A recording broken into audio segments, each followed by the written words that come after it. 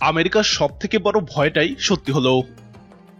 ইউরোপের জ্বালানির সংকট নিয়ে এবার বিপদে পড়েছে আমেরিকা।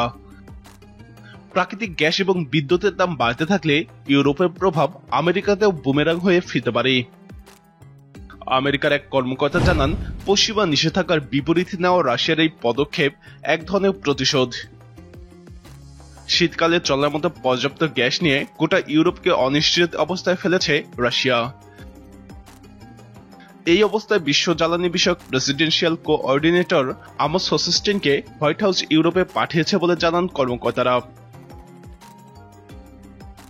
গত মাসে ইউক্রেন আক্রমণের এক মাস পরেই গঠিত আমেরিকা ইউরোপীয় ইউনিয়ন জ্বালানি টাস্ক ফোর্সের সঙ্গে জ্বালানি পরিকল্পনা বিষয়ক আলোচনা করতে তিনি প্যারিস এবং ব্রাসেলস সফর করেন।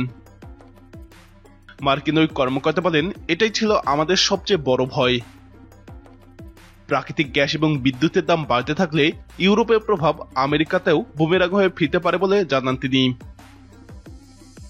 ইউরোপের স্থিতিস্থাপকতা এবং রাশিয়ার বিরুদ্ধে তাদের ঐক্যের প্রশ্নেও এটি একটি বড় পরীক্ষা হবে।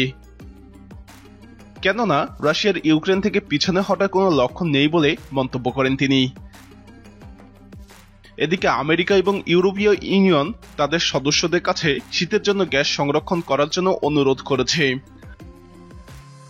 ইউরোপীয় ইউনিয়নের দেশগুলোর জ্বালানি মন্ত্রীরা আগস্ট থেকে মার্চ মাস পর্যন্ত গ্যাসের ব্যবহার 15% কমাতে সম্মত হয়েছে।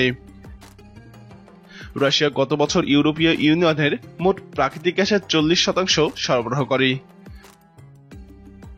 2020 সালে রাশিয়া গ্যাসের প্রধান আমদানিকারক ছিল ইউরোপের বৃহত্তম অর্থনীতির দেশ জার্মানি। গ্যাস আমদানিতে দ্বিতীয় অবস্থানে ছিল ইতালি। ইউরোপের অন্যান্য দেশের মধ্যে রাশিয়ার গ্যাসের উপরে ব্রিটেনের নির্ভরতা কম। গত বছর ব্রিটেনের চাহিদা মাত্র 4% গ্যাস রাশিয়া থেকে আমদানি করা হয়েছিল। অন্যদিকে আমেরিকা রাশিয়া থেকে একেবারে গ্যাস আমদানি করে না।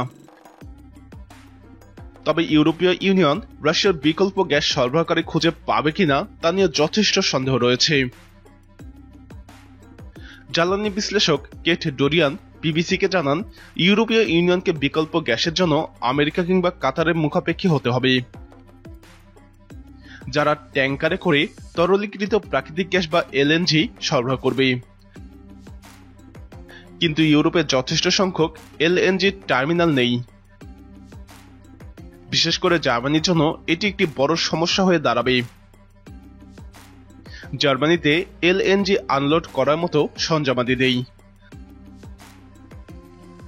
গ্যাসের ঘাটতি পূরণের জন্য ইউরোপ জুড়ে পারমাণবিক বিদ্যুৎ উৎপাদন বাড়ানোর বিষয়েও সামনে আলোচনা হবে বলে আমেরিকার কর্মকর্তারা জানিয়েছে। জার্মানি 2022 সালের শেষ নাগাদ পারমাণবিক শক্তির ব্যবহার সম্পূর্ণভাবে বন্ধ করার পরিকল্পনা করলেও জ্বালানি সংকটের মধ্যে বার্লিনকে অবশিষ্ট 3টি পারমাণবিক বিদ্যুৎ কেন্দ্রের কার্যক্রম চালু রাখার সময়সীমা বাড়াতে আমেরিকার কর্মকর্তারা রাজি করানোর আশা করছেন।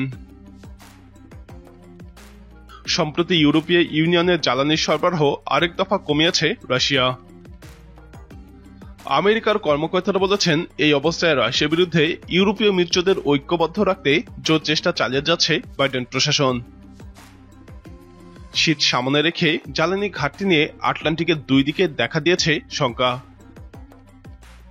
গত সপ্তাহে রাশিয়ার রাষ্ট্রীয় মালিকানাধীন গ্যাস প্রতিষ্ঠান গ্যাজপ্রম জানায়, তারা নর্থ স্ট্রিম 1 পাইপলাইন দিয়ে জার্মানিতে আগের তুলনায় অর্ধেক গ্যাস সরবরাহ করবে,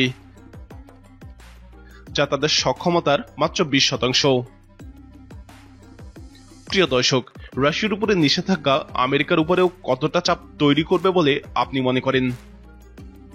আপনার মতামত কমেন্টে জানান। নিয়মিত এরকম ভিডিও পেতে আমাদের চ্যানেলটি সাবস্ক্রাইব করে আমাদের সাথেই থাকুন।